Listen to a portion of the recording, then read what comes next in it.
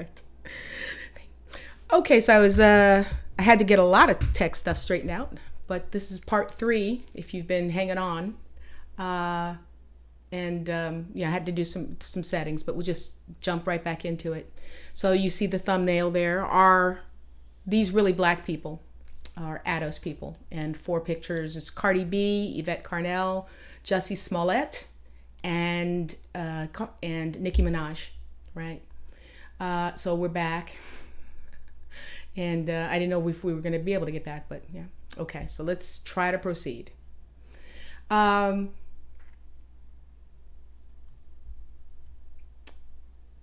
We are introducing what I call black bone technology, and that is the math, very low tech, to be able to tell whether or not someone is black or not. Because to be ADOS, you have to be a black person, and I'll just recap that real quickly.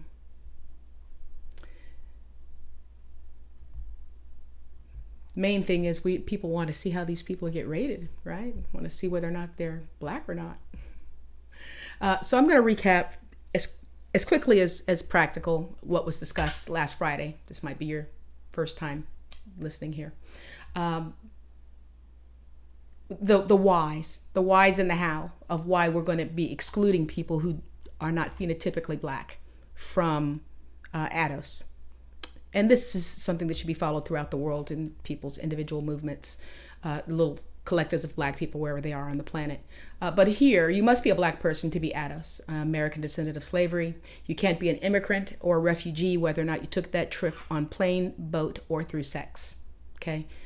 If you took it through sex, and that puts you on equal grounds, at least with refugees or immigrants who come here in poverty and within one generation surpass Native Black Americans or ADOS. Okay. The other thing I'm recapping from last Friday is that non-black people who have just sort of formally been designated as being black have shaped black people's policy stances through the abolition of slavery, civil rights, and after. And if we are not firm and aware, this will happen to the ADOS movement too. This is what is meant by, if you do not know history, you are doomed to repeat it. So let's not repeat the same errors that we made when we had Thurgood Marshall and we had Adam Clayton Powell and other people who were not phenotypically black and therefore not black, not living the black experience, even if they had some minor formalities. Let's not let them shape policy for black people. Let's not do that again. Okay, I'm not saying some of them can't be allies, but let's not do it again if we can help it. And we can't help it. That's the thing. We have to be able to exclude non-black people. Again, that includes hybrid people from any reparations that are due black people.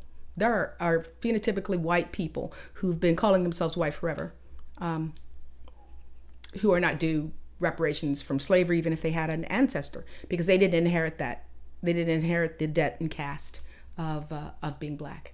Okay, and then even if it's just about us doing what we're doing to get free, we can't afford to share our meager resources and time and energy in our own self help efforts, and that's going to take some emotional fortitude. And some people are not ready for that. This is going to be a rough ride. One of the commenters in the section had said it was a rough ride for him last week. He said it was like watching the movie Get Out, that he realized something that was there all along as a danger, but it was rough for him. He said it was rough. This is going to be rougher, probably. So, if you can't turn your amygdala off and stop being emotional about it, maybe you need to go have a drink, or maybe put one in the air, or come back to it, at some point when you're no longer sleeping with a non-black person. And that includes hybrid mixed people who are not phenotypically black. Okay, moving on. If we're going to have a group and we're going to define it, we have to have a definition, right? If you're going to exclude people, you have to have some criteria by which people have membership, which means you have to have a definition of what a black person is. Because again, if you're not a black person, you can't be ADOS. So what we discussed last week, or the 6 most common definitions in use today in the United States and why they're inadequate, you see them there. You can't let people self-identify There are plenty of people who self-identify but are not phenotypically black and therefore do not live the black experience. And, whether or not that has to do with them associating with black people or whatever it is they've always checked on a box on the census. That's the only thing that I have ever disagreed with Dr. William Darity about. He is for letting people self-identify according to what they've said for what they can prove for the last 10 years. I'm not. And I explained that last week. I encourage you to go back and look at that. Anyone that has a black parent or two black parents, that's recursive, meaning it'll go on forever. You can have people who have self-identified as black as your parents, but who are not black and that therefore were unable to pass along that assemblage of black genes to you. Very, very occasionally, like once in a zillion, I'm not exactly sure what the statistics are. There are two non-black people who their black alleles can combine enough. The odds are so like astronomically against it, but to make a black person, or certainly a blacker person. But at any rate, it's not about who your parents are. It's about what you look like. How did your genes combine? Anyone who looks black, well, we're getting closer, but again, we don't agree on what that is. So we need to have a tangible measure. We talked about that last week. This algorithm is going to help. That is what this is. It's to allow us to measure blackness. You can't measure blackness. Yes, you can. Anything that's important, you can measure. We talked about that last week, and that's exactly what this does. And we're going to apply it to, I think, 6 persons today in this broadcast. We're getting closer with the next one. Anyone with brown to black skin and African textured hair.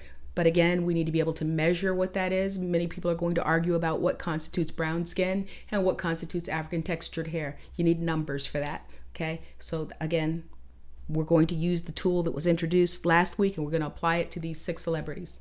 So, you'll be able to see how they're measured with numbers in action. And then lastly is the counter-racist definition proffered by the author Neely Fuller Jr., anyone whom white people classify as black. White people used to classify Pluto as a planet. I mean, what something is just what something is. It's not dependent upon someone's test, what they say it is.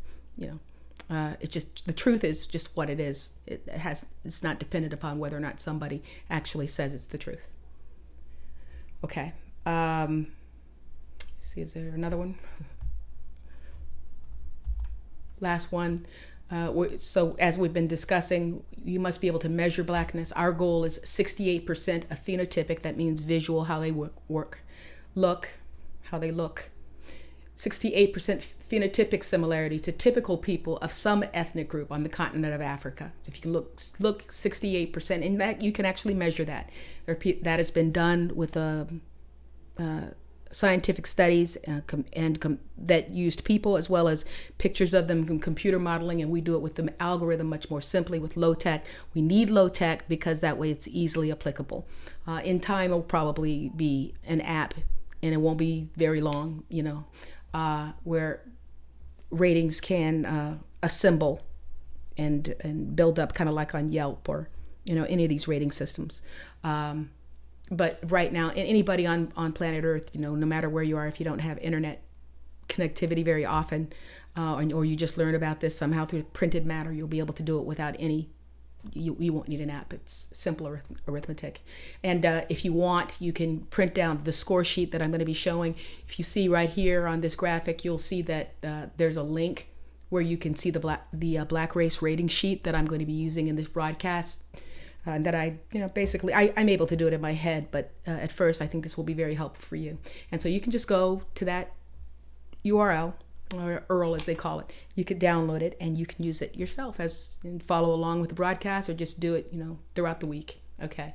But we're looking for 68% visual similarity to black people. And that means people typical of, as I said, some ethnic group on the continent of Africa, south of the Sahara Desert and west of the Horn of Africa.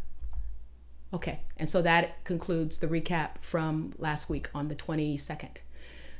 And now here we go to it. We're going to be rating these celebrities, and we will start with Cardi B. So all of these have been chosen for particular reasons. In this particular pick, you can see it looks like her pre-surgery nose, pre-contouring. So you can see the width of it. You can see the depth of the, you can see the height and depth of her nose bridge. You can see her lips. You can see the darkness of her eyes. You cannot see her natural hair. Okay. Here she's a little more glamorized. We do see the contouring makeup on the bridge of her nose there, but you can see the width of her nose, her lip thickness. And you can see the lighting's a little bit skewed. So you're looking at her, her basic color. You're going to get a better sense of her coloring with other slides. This is more representative of her coloring. Again, you can see all her featuring there. Her eyes are a little bit closed, but you could see that she's very light skinned. You can see her face, and that hair is relaxed. Clearly to me, as a black woman, I know that is texturized hair. I just know the look of it, and I think 90-something% of black women would. This isn't just her natural hair when it's wet. That's not, when people have loose hair like that, that's not how it looks when it's wet. Yeah, I don't think that, that's not representative. When I get in the shower, my hair kind of loosens some too, and kind of, it flays down flatter for a good portion of the hair on my head, not all of it, but I mean, I know what it looks like. And the most famous meme of Cardi B really will tell you what her natural hair texture is, and that's the one when she's a little girl. But we'll get to that one. Here again, no contouring, no surgery. You see everything really clearly. You can her coloring looks like maybe she's had some sun, or maybe it's not good lighting, but it's still very light, and you can see all her facial features. Her hair here is straightened, and also I know what hair looks like when it's straightened, depending upon the type of hair that it is. Because straightened, whether you're using a hair dryer, a hot comb, or chemical heat. But we'll move on. This is perfect. You could definitely see Cardi pre-surgery, pre-contouring. Again, you can't see her hair. Most famous picture of Cardi B, right? Used in so many memes. But this is her hair. This is her hair. Never seen hair get looser with people who have hybridized genetics. Have seen it get tighter. But this is her hair. And we're going to go to the scoring sheet in a second, and you'll see that on a scale of 0 to 3, with 3 being the most black and 0 being the least black, you'll see I've scored her 2. Okay. I believe that is the last slide. Oh, no, it is not. This is one that is representative of what her skin coloring is. She's very, very pale. She's not like a German, but she's very pale. Okay. Very representative of color. And next to her, this is a Breakfast Club screenshot. She's got Charlemagne next to her. So you really got to see how light skinned she is. And also you can see the white top she's got on. You compare her skin to that, or anything white in the background should give you a pretty good idea of how pale she is. Let's see, anything left? Okay, so now we're back to where we were. All right, so we've seen all the pictures and we got to see all the 6 traits that are going to be scored, and let's score them. That is the rating sheet that if you download it, and it will be in the link in the description. If you're not looking at this live, you'll be able to get blank score sheets, and you'll be able to use them for yourself, as I said. But this is the scoring of Cardi B, so we're going to get to see whether she's a black person. If you got great eyes, you can probably already see. Her hair coil, as I told you, I rated as a 2. You see how you rate it, but you got to be honest. And so that's at 35 of the 100 points, 35%. So you're going to take that 2, multiply it by 35, and that's why you see 70 in that first red box. For her hair coil. Her skin darkness is definitely closer to a German than it is to a Nigerian. So she gets a 1 for that, and 1 times 20 is 20. That's why you see 20 in the second red box. We next go to nose bridge.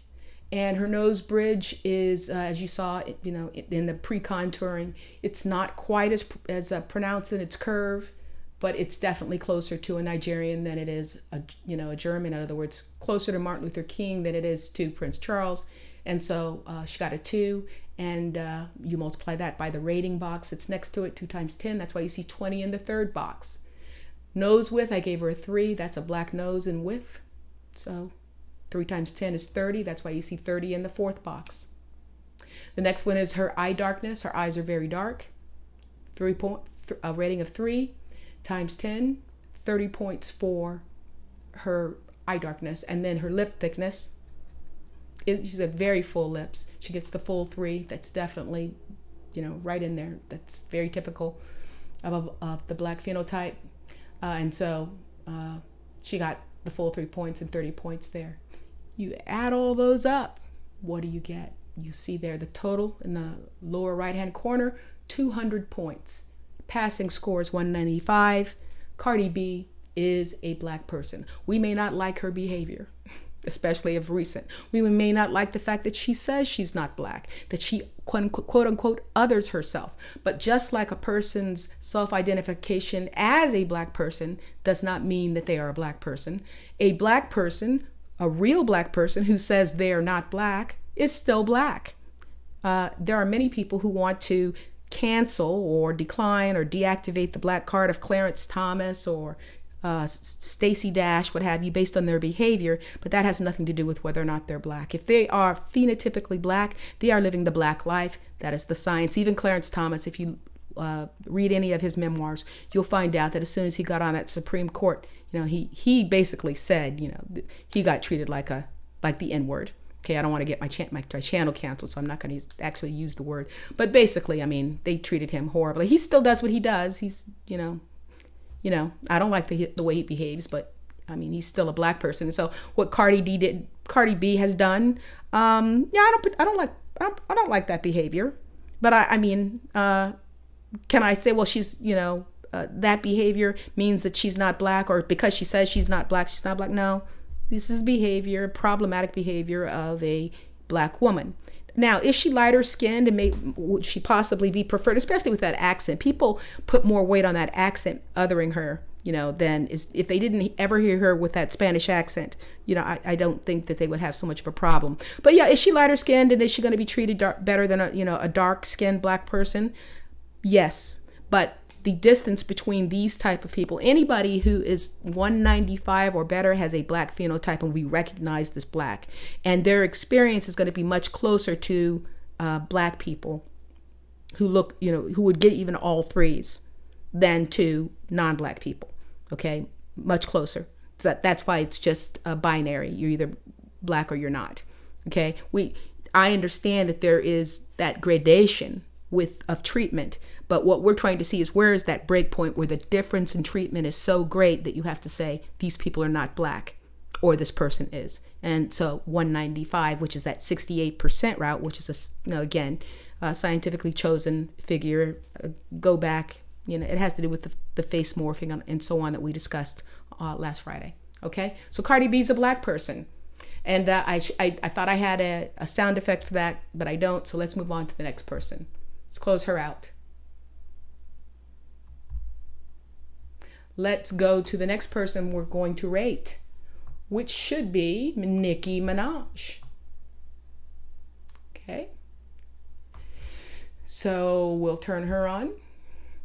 This is a picture of her when she's an older child. I wouldn't know how old she is. That looks anywhere between 12 and 14 or 10 and 14. But look at you could see that her hair's been straightened in some way. Okay. That does not, and it doesn't look like the type of hair that gets straightened when you have super loose hair or just loose hair. But that's just one clue. And it was very difficult with Nicki, again, because it's a celebrity problem. But this is a black female problem to begin with. It can be very difficult to locate photographs of black women's natural hair because, especially if you're a celebrity, not showing a tight coil in your hair is a big part to being held as attractive and therefore being a successful entertainer. So, you know, it's a really a problem with black female celebrities. So we have to go with what we've got. Let's go to the next picture. This is a picture of her in high school. You can see her coloring, and I'll show you other pictures. You can see how that hair looks when it's been straightened. What I see is sort of flat strands, and what makes hair, coiled hair, is a flat rectangular strand. In other words, if you straighten it out and you get a magnifying glass or you've got great vision, you can see that it's a rectangle. The straighter the hair, the rounder the strand, so it's like a rope. Okay. Well, and so if you look at her hair, those strands look straightened. They look flat to me.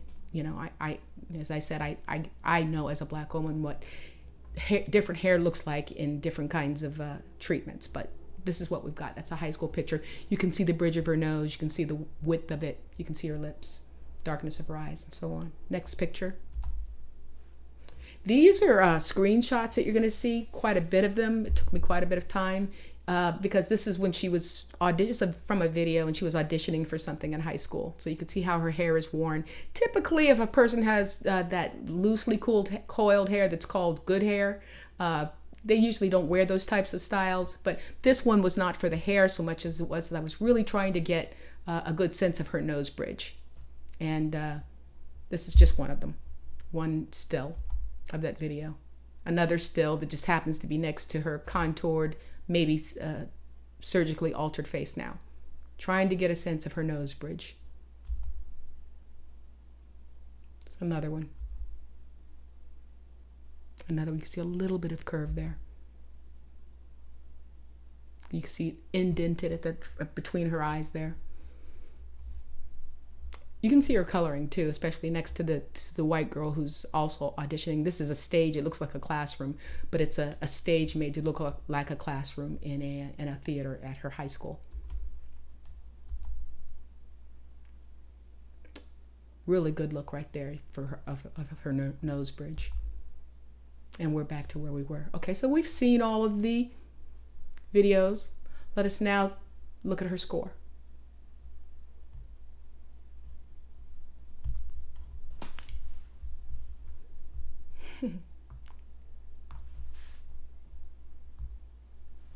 Nicki Minaj. Okay.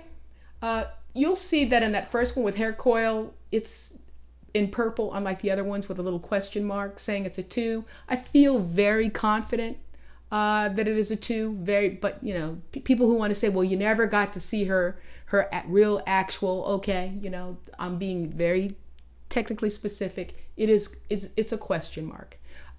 It's, to me, clearly at least a 2. It may be a 3. Some of you might want to say it's a 1. I went with a 2. I think most people would be comfortable with saying it's, you know, probably a 2. Yeah. If we assume that her hair is a 2, with that assumption, because we don't have pictures of her natural hair. But again, you saw it in braids. You saw what it looked like when it was pressed. Does that look like the kind of hair that girls with naturally curly, quote unquote, good hair? Because they normally, almost all the time, 99% of the time, they're going to want to show that. They're not going to wear it in braids or straighten like that. They're going to want to show that naturally curly hair. So I think we're being generous to give her a 2. Instead of a 1. Okay. But so that gives her 70. Okay, let's move on to her skin darkness. I think I may have made an error there. But no, she's between, I didn't. I remember, she's between a 1 and a 2, but I gave her the benefit of the doubt and gave her a 2. So 2 times 20 is 40. For her nose bridge, I gave her a 2. It did indent. I gave her but it wasn't typical for someone south of the Sahara. Close, but no cigar. Some people might disagree with that. Her nose width, she has a very tiny nose, so she got a 1 for that, 10 points. And up the nose bridge. I forgot to say that it was 2 times 10 to give 20. You're all looking at it. You can see where we are. Now I'm on eye darkness now. Her eyes are very dark, so she gets the full 30 points for that, 3 times 10. And her lips are in between, gave her a 2 for that, 2 times 10, 20. You add it all up, you get 190. She falls short. Nicki Minaj falls short of being a black person. She's a hybrid. And then I looked up her ancestry and found out that she was a quarter Chinese. And she wouldn't be ADOS. Now I know this. She wouldn't be ADOS because she is not American. Her ancestry goes back to Trinidad. And the same thing with no. There's another one. Might be, is it? Yeah, no, we haven't come up to the other one. But yeah, she's Trinidadian and she has some Chinese ancestry, and I believe there's some questions of whether or not she has some Indian ancestry too. And so those 2 ancestries would be about 3/8 of non-black ancestry, which, you know, the odds are with a person that their genetic ancestry will match this algorithm. Put it like this, it's not even the algorithm, that the genetic ancestry will match the phenotype. But it's not great odds. It's just like maybe 50, 60%, you know, something like that. In this case, it did, you know, she matched the odds. Her phenotype being just short of a black person is just short of 68%, right? So because she's about 5/8 according to that ancestry, 5/8 black, and that's about 62%, something like that. So it is short of 68%. So yes, her scoring should come out. And actually I did not know her ancestry until I actually did the scoring, and I was surprised. You know, I'm getting less surprised because the validity of this tool has proven itself so much over that. We've taken 3 years to craft it. So no, I wasn't surprised that her score was right, really was very consistent, almost hit dead on the nail of her reported genetic ancestry. Yeah, but Nicki Minaj is not a black person. She does not have 68% visual similarity to a person in sub-Saharan Africa west of the Horn. Okay, so that's Nicki. And so guess what? We have to have a black bone. So we have to be able to decline. No. Sorry, Nicki. I don't know if you wanted to be black. You made a lot of money rapping, but we hit that decline button on you. Or as we say, we had to shut that door. Okay? Doesn't mean we dislike you. Okay. Doesn't mean we dislike you. We might be able to be colleagues and whatnot, but as far as and you're a Trinidadian anyway, but let's say it was an ADOS person who had that same score and looked like that. I'm sorry, not an ADOS. A person who claimed to be ADOS, who does have ancestors who were unambiguously black and enslaved in the Americas. Yeah, we'd have to hit that decline button because remember now, you gotta have a black bone.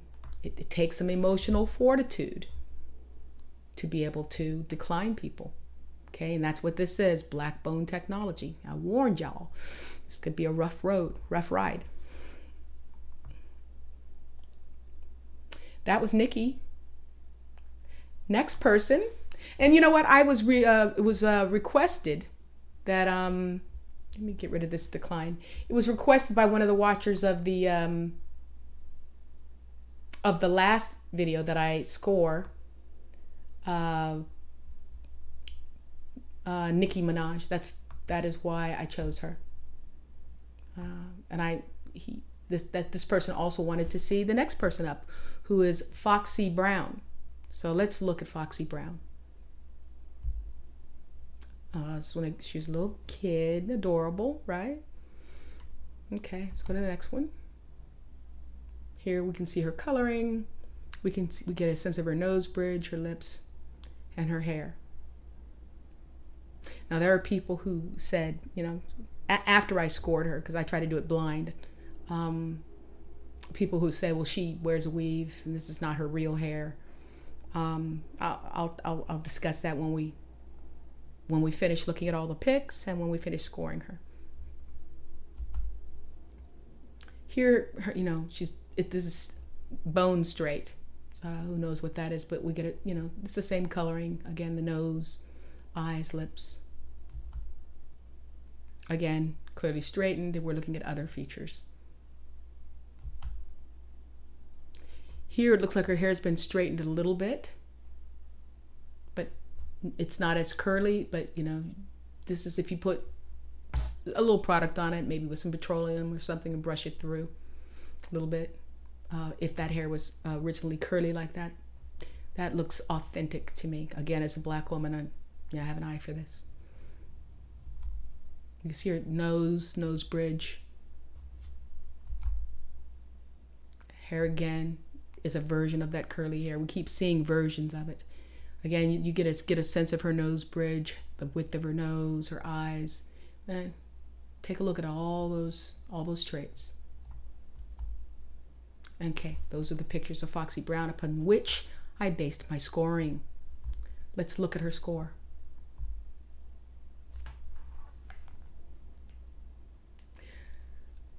So after looking at all of those pics, I concluded that her hair score, her hair coil would have been a 1.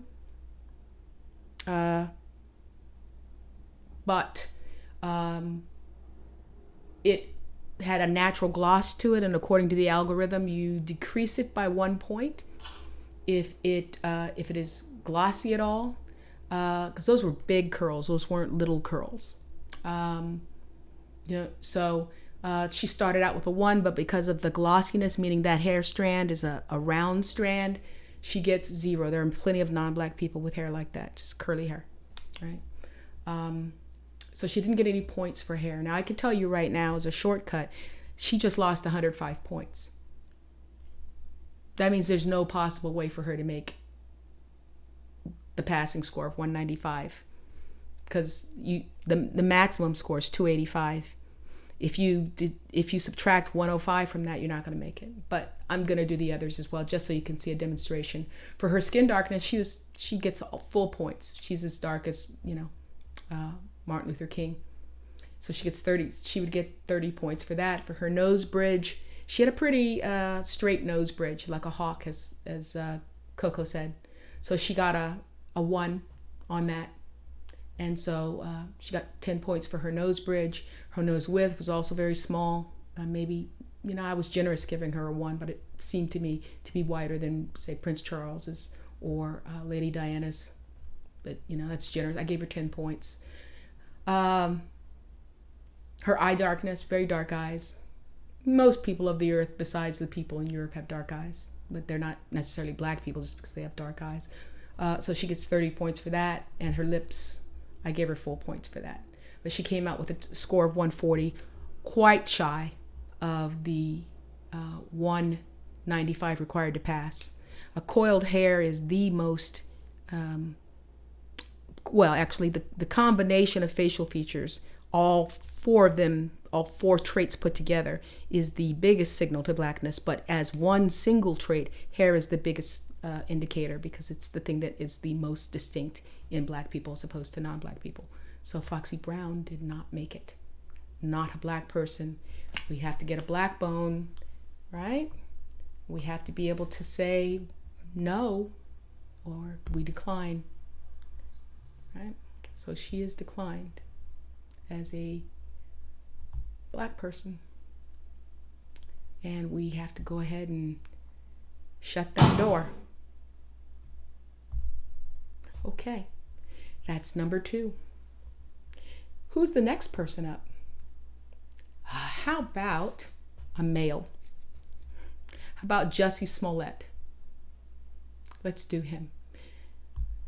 All these people are in the news. Let me get rid of this one. Also, we have a side-by-side here. These are in no particular order. It's interesting that in one of it, his hair looks brown. It may have been dyed. I really don't know. But, it's very interesting because here it looks like he was playing football or something. And you can see the sun shimmering off the left side of the pic of his hair, which is the right side of his head. You know, it's got a, and it doesn't look like that's a product thing. He probably had a football helmet on. He's got just a natural glossiness to the curling, to his hair. And that's very important. That's the only reason I'm looking at that. Now it is true that hair can tighten with age, especially with after the age of 6 or at the time of puberty. So let's look at some more pics.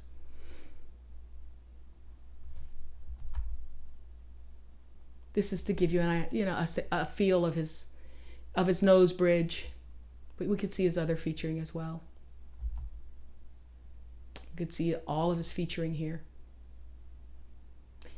Maybe that hair is glossing because of hair product, but it doesn't have that kind of, there's a certain way that hair looks when it shines because of hair product, you know, like where you have petroleum or grease on it.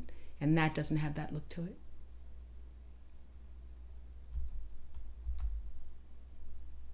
This picture is just so that we could see what he looks like, his coloring, next to European pink looking people. But we'll get another chance to look. Here he's next to his attorney. You see this white man behind him. It'll give you an idea of why he scored his skin like I did. Again, here's, you can see him next to white people.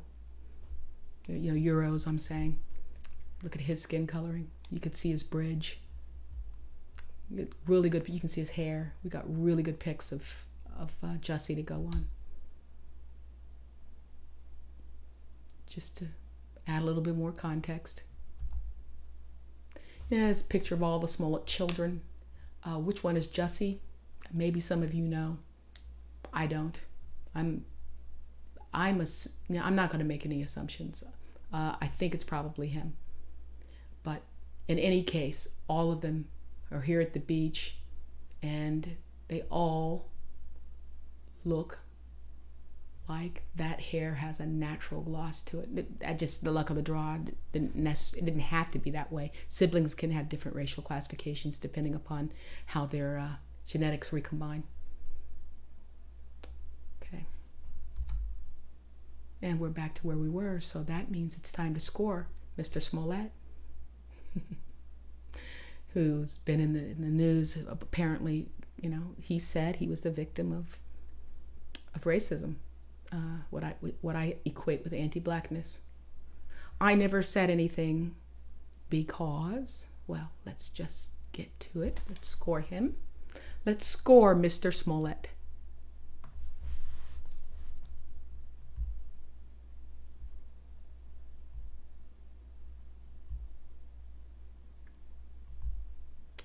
Let's see. Why do we not have his score up? There it is. Okay, so that shiny coil, gave it a 2. It was definitely curlier than Foxy Brown's, quite a bit curlier, but it did have a sheen. So we reduce his rating from a 2 to a 1. So he gets 1 times 35. He gets 35 points for hair. For skin darkness, you saw him next to, you know, the attorneys outside.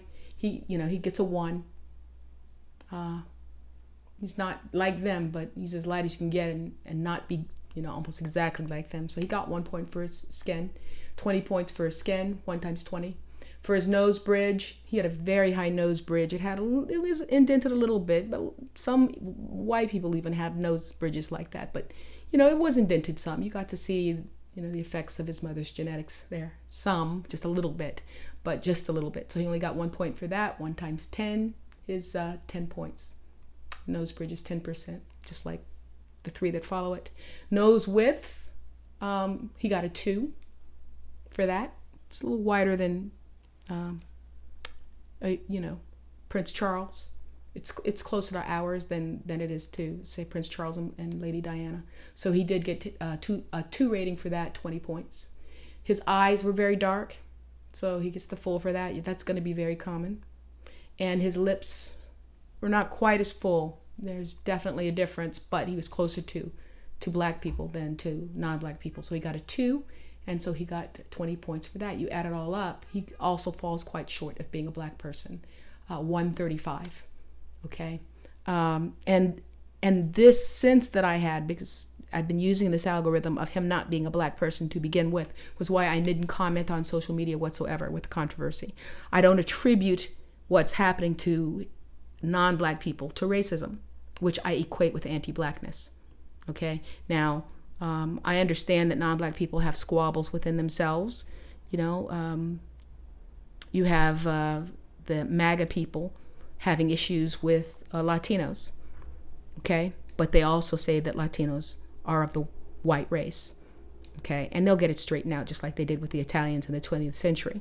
So just because you have non-black groups feuding with each other and mistreating each other on the basis of where their ranking is on the non-black team, that does not equate to racism, which is anti-blackness. And we demonstrated that last week in the video, because where the big break is in life expectancy and other indicators of quality of life is between black and non-black. It is not between white and non-white. Okay, so if I don't behold you as a black person, I'm not going to attribute anything that happens to you, even if it's mistreatment, to racism. Functionally, on this planet, racism is anti-blackness and nothing else. That is Mr. Smollett. Close off his score sheet. Who's next? Well, well, well. All right, here we go. The next person we're going to score is the author and crafter of the ADOS strategy, Ms. Yvette Carnell. And so we want to see if she herself is a black person, because if you're not a black person, you cannot be ADOS. Let me address this contention that ADOS is an ethnicity. This is a nice change, and it's an interesting change. Let me address this contention that ADOS is an ethnicity and not a race. Okay. I mean, I buy that, just like Trinidadian is an ethnicity and not a race, right? But it is an ethnicity of the black race, right? It's just like Latinos are an ethnicity of the white race, okay? But of course, or you might say, if you can, so let's say Spaniards. Spaniards are an ethnicity of the white race, right? So, but you have to be, you have to be white in order to be really be held as, say, a real English person, you know, ethnically, or a real German, you know. They're not accepting black people as ethnic English. I mean, and I know that because I was in England, and, you know, I applied for membership to a university center at the University of Cambridge, and they had that list just like they do here, where they ask you to list your ethnicity and your race, you know, and English was white, okay, and then there's various kinds of black and various kinds of Asian. The point is, ethnicities are subsets of races, okay? I say there are only two races based on the evidence, black and non-black, but certainly to be ADOS, in order to have inherited the caste and cost of slavery and Jim Crow and all that, you must be black.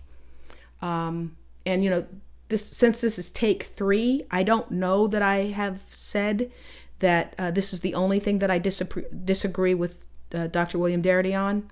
I admire his work. We are so indebted to him. We are indebted to him like nobody's business. He has fought so many hard battles and done such rigorous work that I have nothing but the highest praise for Dr. Darity.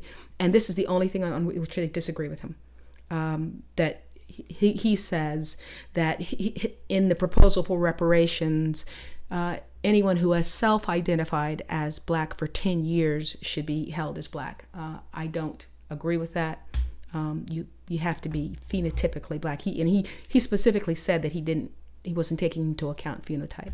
I don't see any empirical justification for that. A phenotype is where it's at. Okay, that's how you get treated. So anyways, without any further ado, let's rate Miss Yvette Carnell.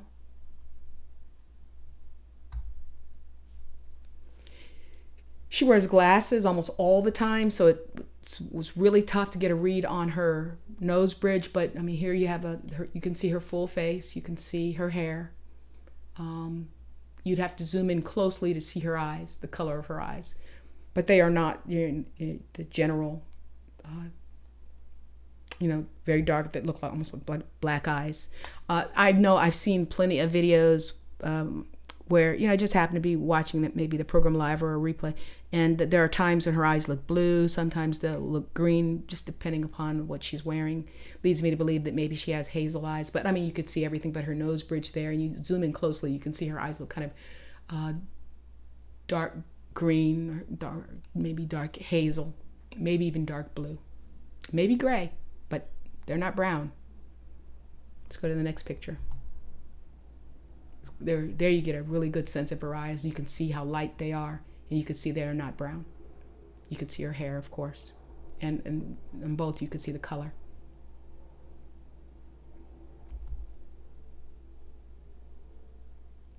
Eyes, again, I mean, there's not much more you can see here than you can see in the others. I did this. It's an unflattering picture because she was in between thinking about something as a caller had called in, and she was listening to that person, but I thought it gave a good shot of her eyes again. This, I think, is for the purposes of her nose bridge, so yes, that's what it is.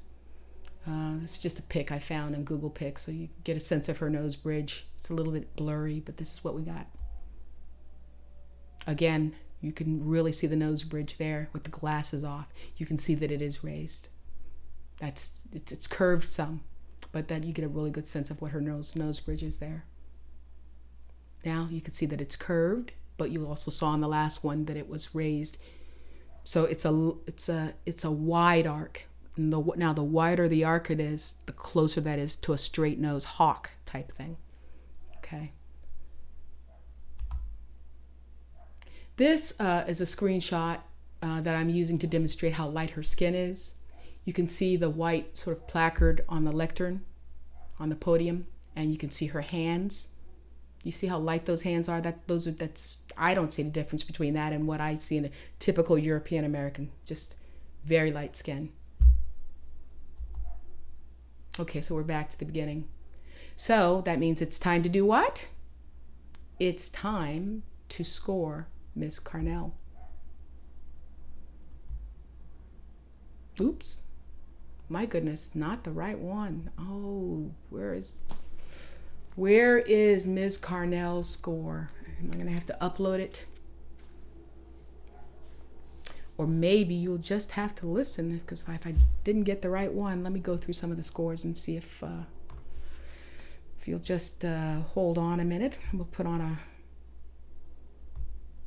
a graphic, and while we're doing that, and I'll try to talk to you while I'm doing it, I'll see if I've got her score in a folder that I can upload real quick.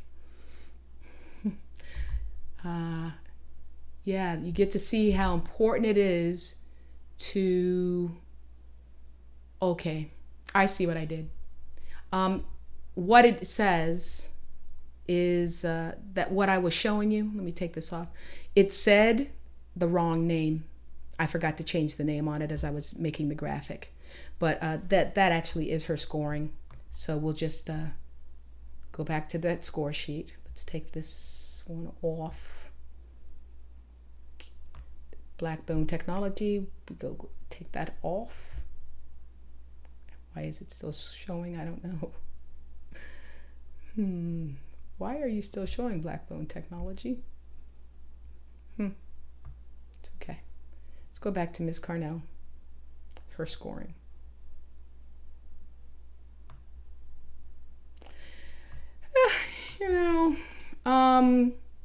Before we go to her scoring, because this is so important, because she is the crafter of the ADOS strategy.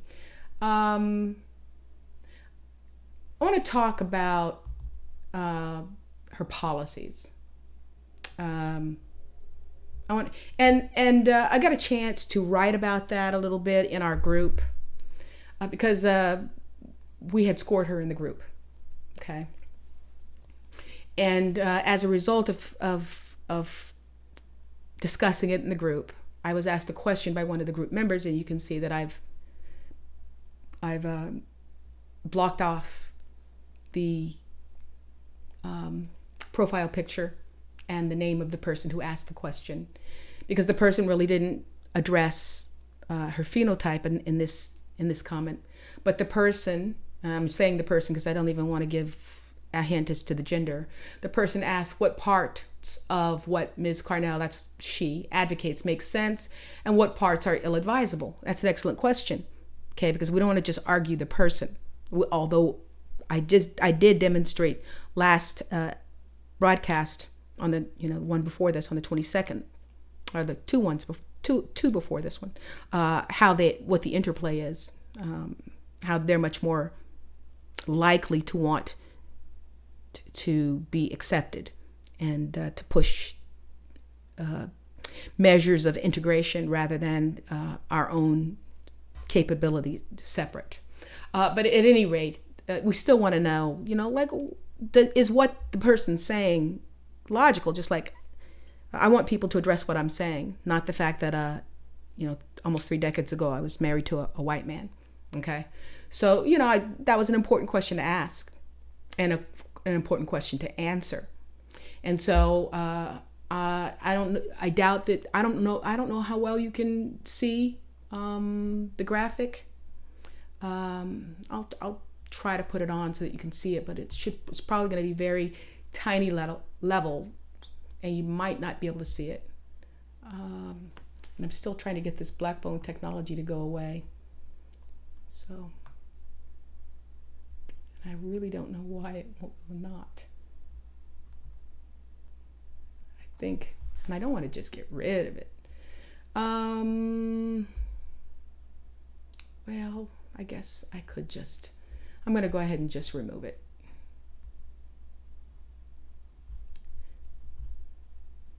Because it's just kind of, no, I'm not, because you can read on top of it. All right, we're good. All right, but I will read it. So let me go to the part where you can see the whole comment. It's taken a while. But maybe it's giving you some time to emotionally come to terms.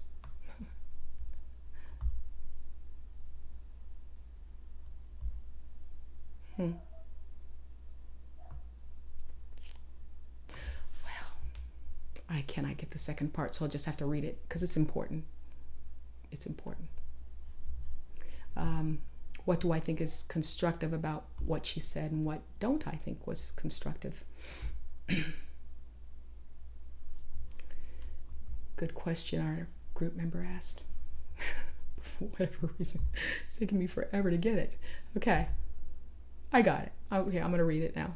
So I said, in my judgment, here are the things Yvette Carnell advocates or has advocated that are constructive for Black people, even if that means Black Americans. And this should not be taken as a complete list of those things that I would so categorize, but rather the major points. Number one, I think it's constructive that she emphasizes categorizing Black people in the United States as a tribe or ethnic group unto ourselves within the global Black population. Number two, when asking and or accepting repair or reparations for harm done to us by non-Black people, that each group of Black people should do so only from the specific group of non-Black people who proximately cause the harm to us or our ancestors' descendants. In other words, Haitians from the French, South Africans from the descendants of non-Black settlers in Southern Africa, and Black Americans from non-Black Americans, Nigerians from the white British, etc. All good ideas. Number three, that each group of Black people should claim ownership of the results of their own group's labor. That's it. Nobody else's. I think that's a great idea. Number four, excluding non-black people from the recipients of our work against anti-blackness, or what is racism, in the name of multiculturalism, diversity, or opposing quote unquote white supremacy. Totally, that is what hooked me on her broadcast and got me to subscribe. I also think it is a good idea. She's advocated boycotting black entertainers who have egregiously harmed the interests of black people. Egregiously meaning worse than other black people do as a norm of surviving in whatever is their line of work. Number 6, I have a quite long list of things that I think that she's done amazing, excellent work in. Okay, I'm not trying to diminish her work. Her work is outstanding in many ways. It's problematic in some ways as well, but this is what a pretty good sampling of what I think is outstanding. So lastly, in that vein, basing positions as much as possible on data, not just philosophy and morality like a preacher, or, I even think that a lot of positions that people who call themselves counter-racist scientists do is philosophy, far more philosophy than science, because science is evidence and data-based. Okay, and so the data shows that the break is between black and non-black, not between white and non-white. And that's the latter is non-scientific, and that's what a lot of counter-racist scientists, that's their basic premise. Okay, but then, of course, I was asked what things don't make sense. I was asked about what things made sense. I just said that. And then I was asked about what things didn't make sense. Well, here they are. It should not be taken as a complete list, but, rather the major points. Number 1, which is kind of beyond the scope of this broadcast, but I did touch upon it the last 2 broadcasting. Number 1, I don't think it's constructive to promote asking, which is essentially what we're doing. I don't think it's constructive to promote asking non-black people for repair for the harm they have caused black people as the foremost strategy. Now notice, I didn't say that I think it's a bad idea to ask. No, I think it's a good idea to ask. I just don't think it should be the foremost strategy, just based on the evidence of what has happened in the last 400 years. Okay, or greater. So I don't think that's a good idea. She calls it getting politics right, but we're not in a position to, it's still asking. We can't make anybody do anything because we're not technologically able. Number 2, I don't think it's a good idea to promote lineage of wealth or the exploitation thereof as more important than race in the order of affairs of people on this planet. I think she's done that. She's said it's lineage. It's about what's been done to us in terms of our being denied access to the vehicles of wealth. That's way more important than race. Well, the thing is, race determines that, not only here, but all over the planet, but it certainly does here. Because as I said earlier, you could be a refugee sexually, and then you will have the same fate as a refugee who fled on foot from Syria if you are a non-black person. So no, I don't think that's, I think that's very non-constructive and very damaging. Number 3, I do not agree that, this is beyond the scope of this broadcast, but I'll just go ahead and say it anyway. So yeah, I don't think that centering Black American males as the most aggrieved group in the American Black American population is a good idea. I don't think that the evidence warrants that, but that some broadcast down the road. Number 4, and I know she would say that the data does, but I'm a data person too, so we'll have to we read the data differently and come with different sets of data. Number 3, I don't think it's a good. Number 4, I don't think it's a good idea to blame or scapegoat baby boomer aged Black American people for the lack of wealth of younger Black American people, because it's simply, as I discussed on Sunday's broadcast, it's simply a matter of just having more money in pensions or in the equity of the house if you've been making payments on it for a longer period of time, if you have a house. But the evidence doesn't warrant that life was easier for boomers. Boomers are Black boomers. There's never been a generation where it's been a cakewalk, and Black boomers' median income is exactly the same as Gen X's. So no, it's disproportionate. The wealth is disproportionately in Black boomers' hands, just as it is for every other ethnic group or race. It's simply just because we've been living longer, but we're woefully unprepared financially for retirement, because life was hard when we were younger. And then lastly, I think that she's just in, this is not a complete list, but I think that she's incorrect in not opposing interracial coupling. Okay. And, obviously, if we go back to last week's broadcast, if we're talking about any kind of reparations, oh my God, it will be genocidal at that point, because there will be an incentive to do that. And as I said, it will be at a breathtaking pace, because even right now, we know that there are between 35 to 55,000 young people each year who are able to execute a racial classification from black to white. Now, that means that you got just every generation that number of actual people who are not black, okay, claiming black, okay, and then when they start mating with one another and claiming reparations, because we're not dealing with phenotype, it'll be a breathtaking erasure. So, and if you remember, every generation doubles, okay? Every generation doubles the number of people. So it's just very wrong-headed. And, I think, in my opinion, I think as a matter of fact. Okay, now that I have dealt with her policy, let's get to the score sheet. And that means that I will have to delete that black bone technology thing, because for whatever reason it's not going off. So I'm going to remove it.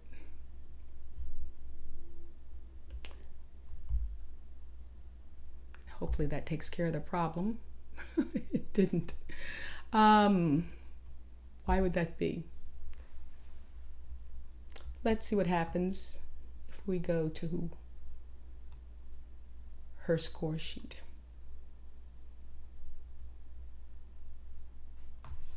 Hopefully it'll just go right on top of it. But it doesn't. So, okay, there's only one more thing we have to do. We have to get rid of that right there. Can we just drag it out of the way? No, can't do that. Okay. Oh,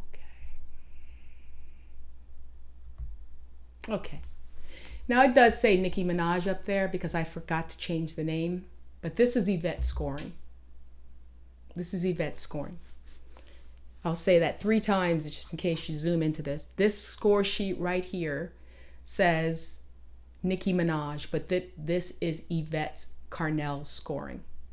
Okay, for her hair coil, obviously she's got very, very tightly coiled hair, very, very representative of the type of hair you will find in sub-Saharan Africa. I will say that probably 3 or 4 years ago, I've probably seen maybe in my lifetime 6 or 7 people that nobody would doubt was a European white person who had hair as tight as hers. And they were all male for whatever reason, but it happens, okay?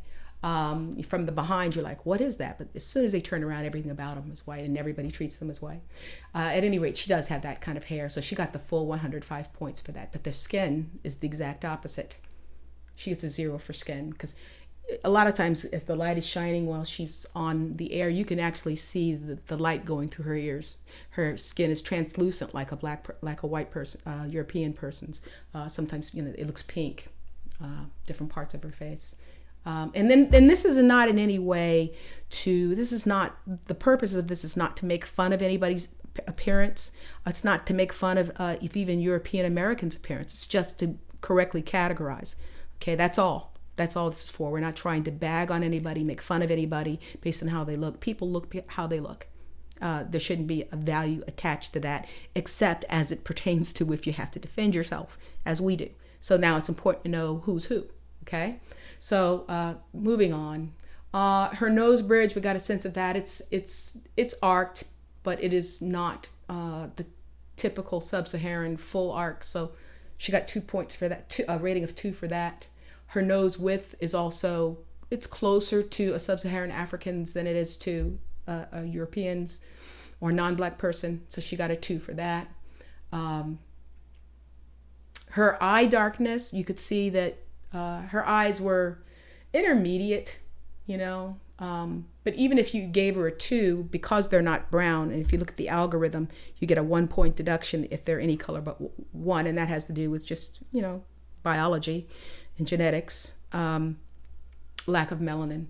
So when it's not brown, you get a deduction of 1 point. So even if we gave her a 2 for the darkness, she ends up with a 1 for her eyes.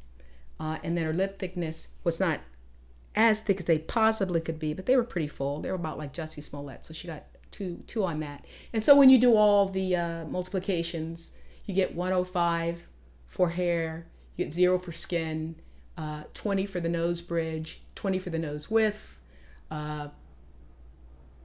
10 for her eye darkness, and 20 for her lip darkness. And you add all that together, you can check my math, and you get 175 short of a black person.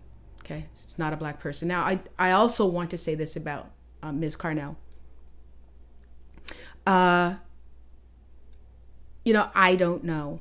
She's such an unusual phenotype. And there are other things that if you watch the video, you can see, you know, such the unusual traits of her phenotype. I mean, it's possible there's something clinically going on there that isn't just a recombination of genes. Okay, it's possible. It's also possible that that's not the case. But just based on what we're looking at, or what anybody would look at, I don't think that she would be treated as a black person. Okay, there were the 2 Nigerians in the UK who gave birth to a phenotypically, meaning obviously genetically, white baby, and they said the baby was not an albino. It had straight, silky blonde hair, blue eyes, and it's a white person. And these were dark-skinned, typically sub-Saharan, west of the Horn Africans. And there are ways, and I think I understand how that happened. This is not genes hiding necessarily in people's makeup, but horizontal gene transfer can happen. And that's a subject for another discussion. But whatever the case, that baby, that white baby of those 2 Nigerians, she's not going to live a black life simply because people know that she has 2 very dark-skinned black parents. She will be treated as a non-black person, as a white person. Okay? That has always been the case. And again, if you doubt that, go back and watch last week's video and look at the propaganda pamphlets that were made to abolish slavery. They were these one-drop white Negroes that were white kids. Non-black people or people who look closer to white have always had better jobs at better pay. I talked to quite a number of older people in their 70s and 80s about that, and that is why they make up those types of people inundate the black first list. In other words, the first black person to do this or that is heavily inundated with these people that you have to be told is black, because they're not black. They're not phenotypically black, and therefore they're not black, and therefore they don't live that life. And so, yeah, they have a lot more opportunities, which gives them more confidence. But this is why you see them at the top of the list, because regardless of the one-drop rule did not change what white people saw, and therefore how white people treated them. And therefore the distance between these one-droppers, their quality of life, and black people is much much wider. And they're much further away from us than the way non-black people or white people are treated. That's just how it is. So I've given you my opinion on her policies, the great parts about it, and the parts that are problematic. And I just think that maybe the problematic parts may be related to her phenotype. At any rate, we have to get a black bone and be able to say no. Now, because she has done so much work, and this is such a controversial topic, specifically as it pertains to the creator of the ADOS hashtag and the creator of the ADOS policy, I didn't want to use a door slamming or decline button. I do think that, we have to get that black bone and be able to say, when the king doesn't have any clothes on, or we have to be able to say the truth. So we're not slamming the door. What we're going to do is just say, oh, we're disappointed. And we're disappointed. So it's a balloon that deflated. That's what that was. We're going to have to deflate your balloon. You thought she was black. She's not black. And as I've said before, I think if we dipped her in some brown skin paint, people's openness to her ideas would have been reduced probably by a factor of 10. Okay? But it's not to say that the ideas aren't worthy. Okay? And maybe the ancestors just had them come out of her mouth because they knew that people would be more open to them coming from someone that looked like her. And she's perfectly crafted. She's got that hair, but nothing else about her. If she didn't have that hair, the hair was looser, we definitely would say that's a mixed person, regardless of what her parentage is. But with that particular very unique appearance, perhaps the ancestors picked her to promote the ADOS strategy, but she's not a black person. Okay? And we have to have the black bone to say that. Now, up to this point, we have been rating people who are considered light or lighter skinned, except for Foxy Brown. That's not what I wanted to say. What we have been rating are people who, besides Yvette, we've been rating people who were of mixed ancestry, so that we know or have been told that that there's Asian ancestry in Nicki Minaj and in who's the other one? Nicki Minaj and the other one. It's my list. I should know. Not Cardi B. Nicki Minaj and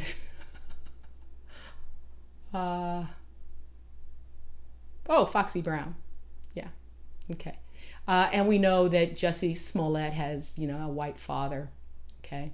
Yvette says she has 2 black parents, but again, the parentage problem, we don't do that.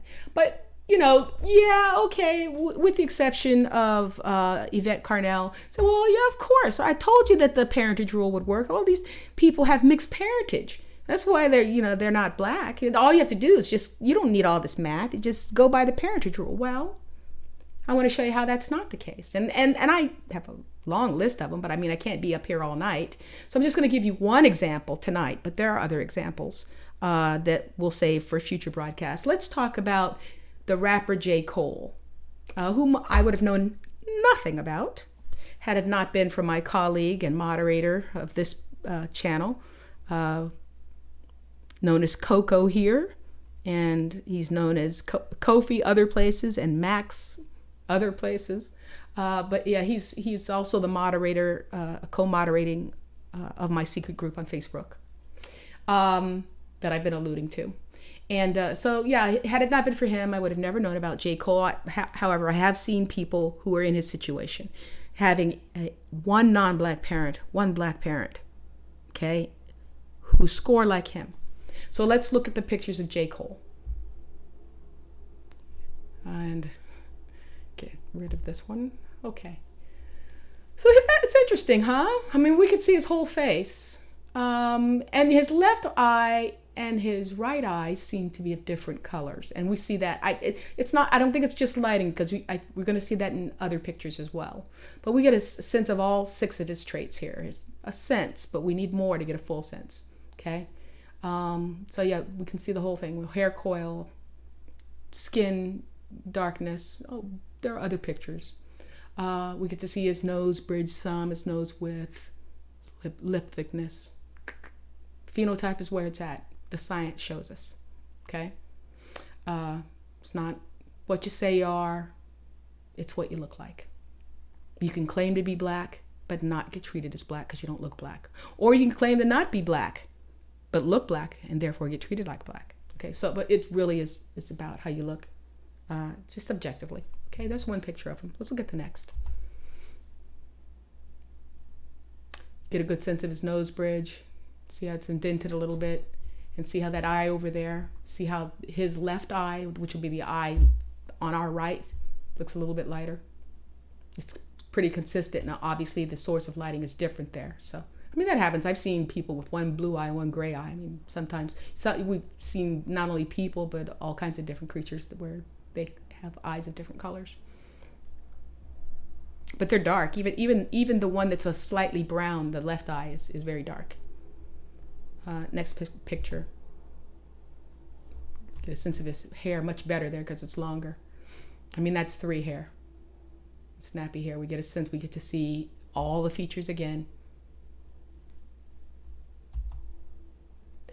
This one I included because it points out why the algorithm has some specifiers. So this is him as a baby, obviously. And look how loose his hair is. It's even shiny. Very often children, especially if they're mixed children, the texture of their hair will change after age 6 and even quite often after puberty. And I know this because I live in a place where there's a lot of interracial coupling going on, but it also, in my own family, it happened in all 3 cases. Well, no, the hair texture of my daughter never changed. But the hair texture of both my nephews changed when they got to puberty. And also their nose bridges changed at puberty. And even little white babies, many white children have flat little pug noses until, they start approaching puberty. So this is why the algorithm says that you don't rate anybody until they're at least 6 years old. It's impractical to wait until a person is puberty. All the time. There's some people you can tell right away, but you're not necessarily going to be able to tell what their final phenotype is with certainty until after puberty. But for practical reasons, we're going to say after the age of 6. Because a person at 17 years old can do a whole lot of damage, a whole lot of racist anti-black damage. And hybrid people are known to do that. They're Creoles in Louisiana, I've heard this over and over again, who have trained their dogs to go after black people as they walk by their house. Okay. Yeah. And then we know from last week's episode, we know how the non-black people on the Horn of Africa and Ethiopia treat the black people, the Ormos in Ethiopia. So yeah, it can, it can happen. That's him as a baby. Here's a picture of him with his white mother. You can see his nose bridge. You see how it caves in some. This is him as an older child. I wouldn't know what age this is. This looks like something between 11 and 14. This is a pretty current picture. And this is, I think this is representative of his skin color. Especially, well, he's very light. I'm trying to see what I measured it against. And this white reflection up here, even this white background out here. This is a very light color that I think shows what he looks like in the winter. Little boy, again, you see how concave, how typically black that nose bridge is. And yeah, you can't. I mean, he's just too young to rate. Again, it was just a demonstration for that purpose. So we're back to the beginning, and now we're ready to score him. So we'll take off his pics and put on his score sheet. So this is J. Cole. Okay, he gets a 3 for his hair.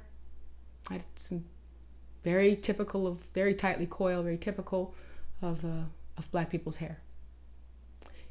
His skin, as we saw, I think on the last video, on the last pic, is very, very pale. So he gets a 1. It's not like a European's. It's not translucent. But he gets a 1. For his nose bridge, you saw that it was concave some, but you also saw that it was raised. So I gave him a 2. Gave him the benefit of the doubt, but if you gave him a 1, which I don't think he deserves, I think he deserves a 2, clearly, it wouldn't make a difference. His nose width was not as wide as Martin Luther King's, but it was certainly closer to his than it is to Prince Charles, so he got a 2. His eye darkness, even though that one left eye had a little brownness to it, his eyes are very dark. He got full 3 points for that. And then his lip thickness was not as thick as Martin Luther King's, but definitely closer to Martin Luther King than Prince Charles, so he got a 2. And then we had the multipliers, right? So by the time you multiply everything for hair, he got the full 105 points, 3 times 35. For his skin darkness, he got just 20 points because it was 1 times the 20. For his nose bridge, you can see he got 20 points, 2 times 10. For his nose width, 2 times 10, 20. For his eye darkness, 3 times 10, 30. And for his lip thickness, 2 times 10, 20. When you add all those up, you get 215. This is a black person, despite him having a white parent. And that happens not infrequently. Usually they look hybridized, but it's also not, terribly infrequent to see them be black people. Okay, and I'm just giving him as an example right now, but we'll save other examples for later. So Mr. J. Cole is a black person, so you know what we do with him? We shake his hand and say, come on in, brother. And we give him his rubber stamp certification as a black person, and if he's an American, I think he's Virginia born, so he is ADOS. Okay, so he is phenotypically black, and he has ancestors that were enslaved here in the United States of America. And we rubber stamp and certify him as ADOS. Okay, well, Max and I had told you we were going to show you, we were going to give you some applications. That's what this was. We will be doing more in the future. I really intended for it to be, just maybe 1 or 2 people, keep it real short. But I'm glad I made it longer since it was so much trouble even just getting the thing to the thing to load. Had it not been for Max again, whose praises I sing, showing me how to change some settings, because it was some pretty high level tech stuff. And that's what, that's why I say whoever has the best nerds wins. Whoever has the best nerds wins. And I really don't have much more to say on that. Hopefully by next week, I will have phone calls up and running, but based on what happened today, I'm not making any promises. That's one thing the counter-racist scientists say all the time. We say, well, be patient. I'm a black person. I'm highly victimized. So, I'm always learning. And I thank Max for getting this program up today.